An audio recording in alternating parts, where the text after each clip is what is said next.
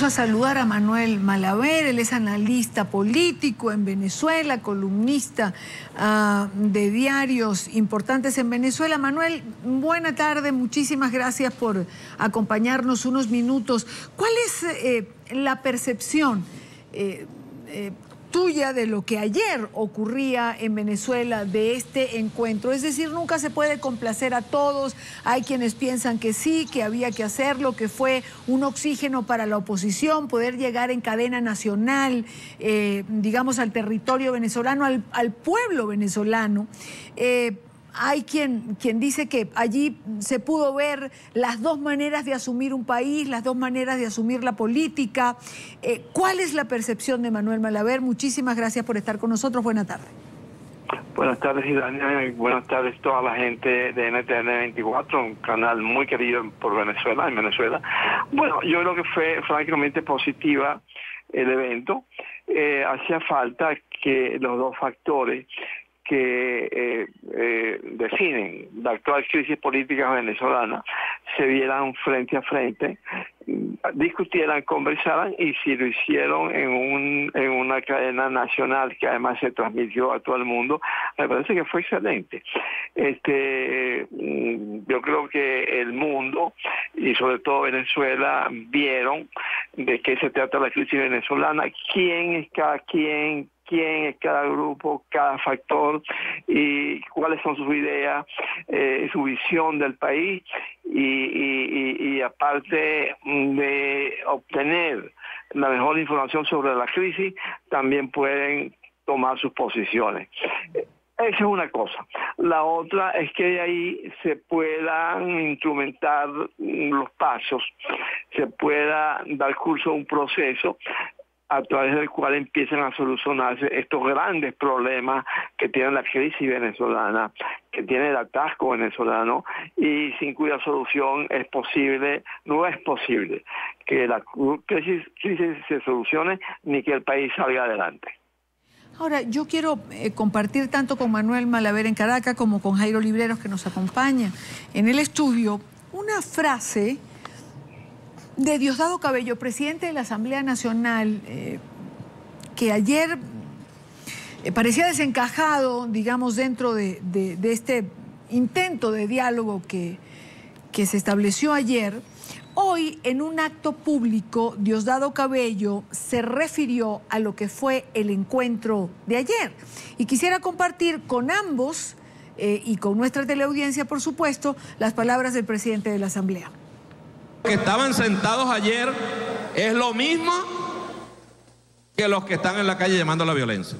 Nadie vaya a confundirse aquí. Y esos no, jamás y nunca. Ayer dijeron, no, que nosotros sí nos hemos distanciado de la violencia. Embusteros, mentirosos, ¿vale? Ninguno ha dicho repudiamos la violencia y se ha parado. ¿Sabe por qué? Por cálculo político. Y el que crea, que tenga dudas, que allá en la derecha va a encontrar las soluciones para este país, primero hay que hacerle entender que está equivocado. Hay que llamarlo y decirle las cosas, que está equivocado. La derecha venezolana solo se pelea por parcelas de poder entre ellos, por ver quién se queda con el botín, con un gran plan comunicacional mediático para hacer ver en los demás lo que ellos hacen. Manuel, bueno, después de un encuentro como el de ayer, uno no entiende, o sí entiende dentro de lo que pareciera ser este perfil que ha querido dibujar Diosdado Cabello cada vez que habla, ¿no? Es una revelación, Idania, de la división que existe en el gobierno venezolano. Existe indudablemente una parte que yo llamaría civil, una parte con cierta propensión al pacifismo, al diálogo, en la cual está a la cabeza el presidente Maduro, muchos hombres de su gabinete, de los poderes públicos, pero tienen la presión de este sector militar radical, talibán, que dirige Diosdado Cabello, que por alguna razón no quiere que haya paz ni diálogo en Venezuela, sino que la solución de este problema se haga a plomo limpio. Estos son ciudadanos que están incursos en delitos de violaciones de los derechos humanos son ciudadanos acusados de corruptela enorme, de tener conexiones con la delincuencia organizada y lógicamente le tiene pánico a cualquier acuerdo, a cualquier arreglo de paz que los dejaría a ellos muy mal colocados.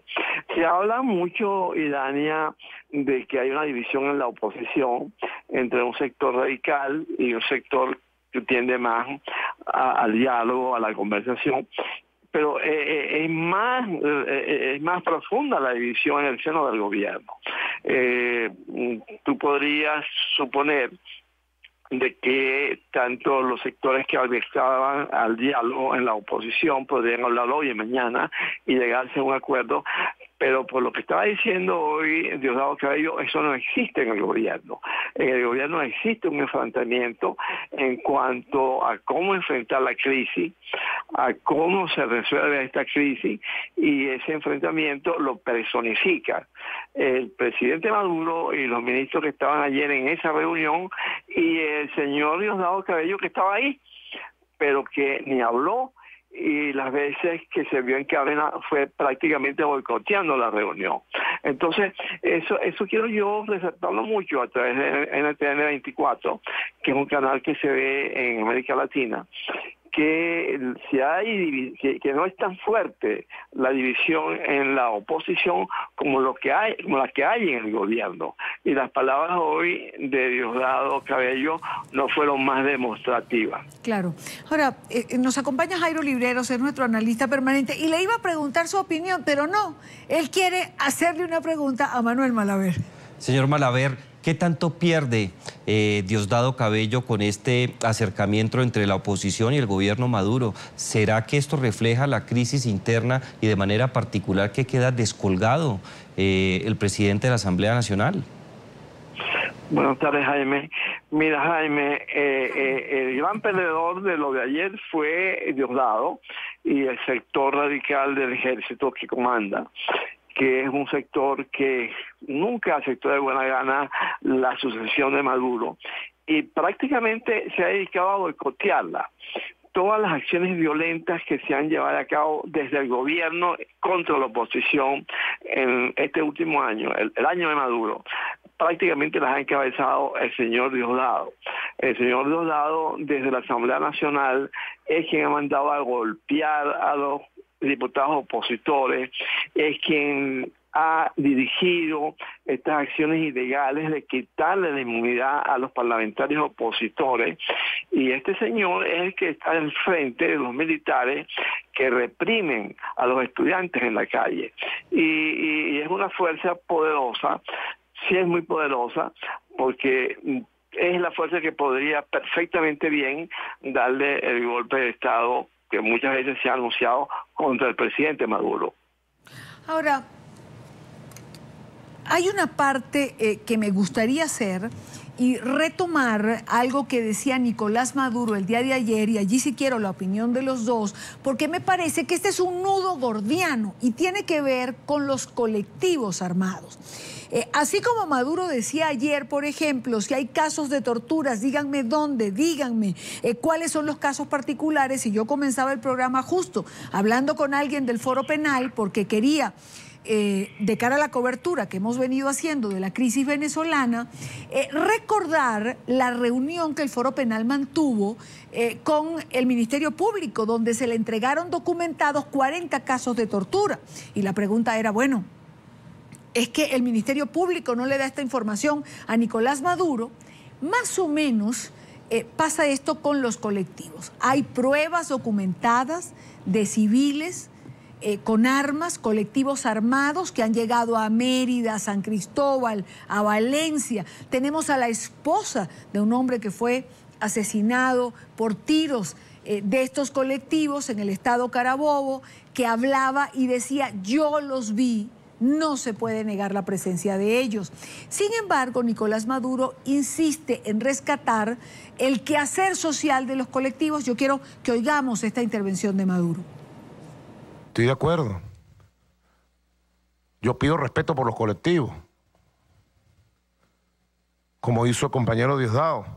Los colectivos son en esencia, grupos de trabajo social que trabajan por la salud, por la cultura, por la comunidad, por 1000 cosas. Claro que hubo colectivos en este país, en el pasado, que tuvieron que buscar armas. Sí, los hubo. Para defenderse de la delincuencia, del narcotráfico. Y algunos que creían en la toma del poder por la vía armada. Claro que los hubo. Creo que, es decir, esto es un nudo gordiano porque hay que aceptar de alguna manera, es lo que ha pedido la oposición, que se acepte la presencia de estos colectivos armados, lo que han hecho en la Universidad Central, por ejemplo, para no ir más lejos, cuando agreden, disparan o desnudan a los estudiantes. ¿Por qué, le pregunto a Manuel Malaver, esta defensa a ultranza de todo el Ejecutivo en pleno de los colectivos? Mira, Dania, si sigue el discurso de Maduro, te das cuenta, y Jaime también puede entenderlo, y lo debe haber visto ya, que Maduro tiene un mensaje ambivalente, muy ambiguo. Algunas veces yo lo veía apoyando el diálogo, la reunión con la oposición, eso era en la mañana, y en la tarde salía diciendo que la oposición era una serie de terroristas, golpistas, que no quería reunirse con nadie. O sea, parecía que él recibía una línea en la mañana, la anunciaba y al mediodía alguien lo presionaba para decir lo contrario y él lo hacía. Y eso tiene esa explicación en que él es un político muy débil. Nicolás Maduro llegó al poder sin tener una fuerza real que lo apoyara en el gobierno, porque no había hecho una carrera política de calle, no había hecho una carrera política en la base del PSV, en las bases del gobierno, y solamente había sido un funcionario de menor categoría en la Asamblea Nacional, y de ahí lo tomó Chávez y lo tuvo 6 años en la Cancillería, viniendo muy pocas veces al país. Entonces, él es presidente de la República sin liderazgo y sin fuerzas reales que lo apoyen. Entonces se siente que sí quiere ser presidente de la República, pero para ser presidente de la República se necesita más que ganas, sobre todo en Venezuela, y entonces con esa extrema debilidad tiene que escorar en la mañana hacia los factores más pacifistas del gobierno, y en la tarde tiene que escorarse del lado de Diosdado Cabello, que es realmente quien tiene el poder.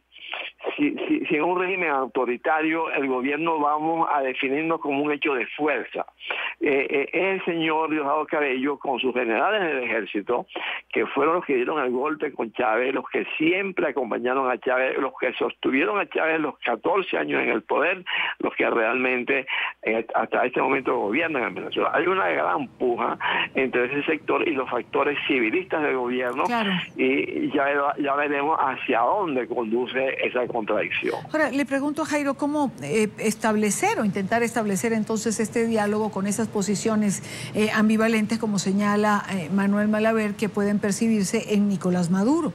Y Daniel, yo creo que un punto determinante aquí es establecer condiciones de diálogo.